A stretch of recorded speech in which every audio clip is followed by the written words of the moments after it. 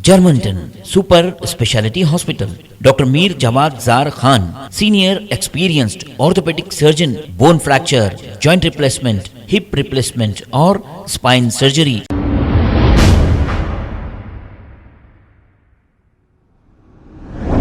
अस्सलाम वालेकुम नाजरीन, 7H न्यूज सच को रखे आपके आगे। कांग्रेस के सीनियर लीडर मतीन शरीफ ने घोटाला बेगमपेट की ईदगाह की जमीन का दौरा करते हुए इन्होंने ये तफसीलात बताई है कि ये वक्फ की जमीन टोटल 90 एकड़ बताई जा रही है। 60 एकड़ जमीन यहाँ पर कब्जा हो चुकी है जो वक्फ प्रॉपर्टी है। अब बची है सिर्फ 30 एकड़ जमीन। अब यहाँ पर 1 एकड़ जमीन की कीमत है 50 करोड़। इससे अंदाजा लगा लीजिए 90 एकड़ जमीन के 4,500 करोड़ होते हैं। ये सिर्फ और सिर्फ मुसलमानों की जायदाद है और अल्लाह की ये जायदाद है। अब जो 60 एकड़ जमीन कब्जा की गई, इसका जिम्मेदार कौन? क्या वक्फ बोर्ड या उस वक्त का वक्फ बोर्ड चेयरमैन या फिर हमारे हैदराबाद पार्लियामेंट एमपी या केसीआर साहब? आइए सुनते हैं तमाम तफसीलात सीनियर लीडर मतीन शरीफ साहब की जुबानी। इस मौके पर उस्मान मोहम्मद खान कांग्रेस लीडर और दूसरे भी मौजूद थे। आइए देखते हैं ये रिपोर्ट। अस्सलाम वालेकुम। आज हम लोग घोटाला बेगमपेट की ईदगाह की ज़मीन पर मस्जिद आलमगीर के सामने है। इस ईदगाह के तहत 90 एकड़ वक्फ लैंड है और ये शहर की सबसे महंगी तरीन ज़मीनों में से है। यहाँ पर ज़मीन की कीमत 1 एकड़ की करीब 50 करोड़ रुपया ज़मीन की कीमत है। 1 एकड़ के 50 करोड़ यानी 90 एकड़ के 4,500 करोड़ रुपया हुए। अगर ये एक वक्फ बोर्ड की ज़मीन की कीमत अगर तेलंगाना के मुसलमानों में तकसीम कर दी जाए 4,500 करोड़, तो 50,000 मुसलमान फैमिलीज तेलंगाना के उनकी ज़िंदगी जन्नत बन जाती, उन लोग की ज़िंदगी अच्छी लखपति हो जाते। मैं वक्फ बोर्ड की ज़मीन मुसलमानों में तकसीम करने की बात नहीं कर रहा हूँ, एक मिसाल दे रहा हूँ ताकि इस ज़मीन की अहमियत आपको बताई जा सके, समझ में आ सके। इसी वजह से 2014 में यहाँ पर कब्जे होना शुरू हुए। कुछ लैंड ग्रैबर्स इसकी ज़मीन पर कब्जा करना शुरू किए इस वक्फ लैंड पर। तो यहाँ के कुछ जिम्मेदार फ़िक्रमंद मुसलमान जाके उस वक्त के रेवेन्यू मिनिस्टर महमूद और डिप्टी सीएम महमूद अली साहब से रुजू हुए। 1 से 4 बार उनसे रुजू होने के बाद उनसे आजिज़ी रिक्वेस्ट की कि इसका तहफ़्फ़ुज़ किया जाए। तो महमूद अली साहब डिप्टी सीएम साहब 19 जनवरी 2015 को इसी मुकाम पर आए और आकर उन्होंने यहाँ के प्रेस मीट की और मुसलमानों को तयक़ुन दिया कि हम इस 90 एकड़ ज़मीन की हिफाजत करेंगे, इसकी सेफ्टी करेंगे। तो यहाँ के मुसलमान एक डिप्टी सीएम साहब की बातों में भरोसा किए और मुतमईन रहे, मगर उनके उसे दूसरे ही दिन से और ज़्यादा यहाँ पे कब्जे होना शुरू हुए। होते होते आज यहाँ पर सिर्फ 30 एकड़ ज़मीन बाकी है। पिछले 9 साल में 90 एकड़ में से 60 एकड़ कब्जा हो चुकी और सिर्फ 30 एकड़ करीब ज़मीन बाकी है। ये जो लैंड ग्रैबर्स होते हैं, जो वक्फ बोर्ड की ज़मीन कब्जे करते, इन लोगों का सिस्टम ये होता कि ये सबसे पहले एरिया एमएलए को मैनेज करते, उसके बाद रेवेन्यू डिपार्टमेंट यानी मंडल ऑफिस को मैनेज किया जाता, फिर उसके बाद एरिया पीएस को मैनेज किया जाता, फिर उसके बाद 4th वक्फ बोर्ड को ये लोग मैनेज करते।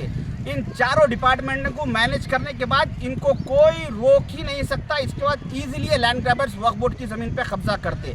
तो इन चारों डिपार्टमेंटों में सबसे कम कीमत में और कुछ कौड़ियों में बिकने वाला कोई डिपार्टमेंट है तो वो वक्फ बोर्ड का डिपार्टमेंट है, जो चंद कौड़ियों में बिक जाता। और सबसे ज़्यादा कीमती डिपार्टमेंट अगर कोई है तो एरिया एमएलए होता, जो सबसे ज़्यादा कीमत लेके परसेंटेज लेके वो इस पर कमिटमेंट करता। तो यहाँ के एरिया एमएलए जो टीआरएस के एमएलए है वो और रेवेन्यू डिपार्टमेंट, एरिया पीएस और वक्फ बोर्ड चारों इस चीज़ के जिम्मेदार है, जो कि इसमें से 90 एकड़ में से 60 एकड़ जो कब्जा हो चुकी, 60 एकड़ यानी 3,000 करोड़ की ज़मीन वक्फ बोर्ड की मुसलमानों की कब्जा हो चुकी, ख़त्म हो चुकी। 2014 में जब असेंबली में केसीआर साहब को ऑफिशियली रिकॉर्ड सबमिट किया गया कि सारे तेलंगाना में 77,000 वक्फ लैंड है, और रिसेंटली 3 महीने पहले फिर अब कितनी बची हुई है इसका सर्वे हुआ तो फिर अब सर्वे डिपार्टमेंट ये रिकॉर्ड सबमिट करा के 23,000 एकड़ ज़मीन वक्फ लैंड बची हुई है। यानी पिछले केसीआर साहब के 9 साल के दौरे इख्तिदार में 54,000 एकड़ ज़मीन वक्फ लैंड ख़त्म हो चुकी। आप अंदाज़ा कीजिए 54,000 एकड़, आज मुसलमान 54 गज ज़मीन खरीदने की हैसियत नहीं रख रहा, मगर मुसलमानों की 54,000 एकड़ ज़मीन को कब्जा किया जा चुका पिछले 9 साल में। तो अगर गलती से तीसरी बार अब आने वाले इलेक्शन में केसीआर साहब चीफ मिनिस्टर बन गए तो आने वाले उनके 5 साल के टर्म में ये बाकी की ज़मीन भी पूरे की पूरी ख़त्म कर दी जाएगी। इसलिए मेरी मुसलमानों से रिक्वेस्ट है कि एहतियात से काम करें और ऐसे लैंड ग्रैबर्स के और वक्फ बोर्ड की बर्बाद करने वाली गवर्नमेंट के ख़िलाफ़ काम कीजिए, क्योंकि रेवंत रेड्डी साहब अफजल बियाबानी खुसरो पाशा साहब के जो दादा है खाजी पेट की दरगाह में सारे मशाइखीन से और उलमा इकराम से खिताब करते हुए वहाँ पे उन्होंने लास्ट मंथ में रेवंत रेड्डी साहब कमिटमेंट किया, वादा किया कि आप लोग हमारा साथ दीजिए। 2023 में हमारी गवर्नमेंट बनने के बाद हम इस पर वक्फ बोर्ड को जुडिशल पावर देंगे ताकि सारी वक्फ लैंड को सेफ किया जा सके।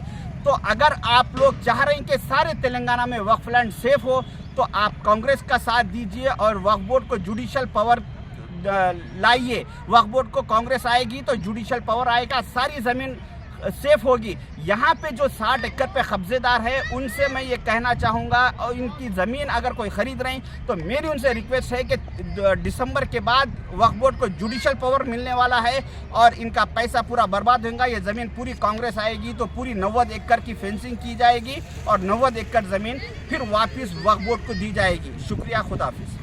Germanton super speciality hospital, doctor Mir Jamat Jar Khan, senior experienced orthopaedic surgeon, bone fracture, joint replacement, hip replacement और स्पाइन सर्जरी कामयाबी से अंजाम दे रहे हैं। इसके अलावा neuro surgery, cardiology, gynaecology, dental, general medicine, dialysis और फिजियोथेरेपी जैसे शोबाजात में इंतहाई कामयाबी के साथ वाजिबी फीस में इलाज किया जा रहा है। शेयरिंग और प्राइवेट रूम्स, अस्पताल में 24 घंटे MRI, CT scan, 2D digital x-ray, ultrasound, operation theatre, ICU और लैब की सहूलत दस्तयाब है। आपकी उम्मीदों के ऐन मुताबिक Germanten super speciality hospital, pillar number 150, Attapur, Hyderabad.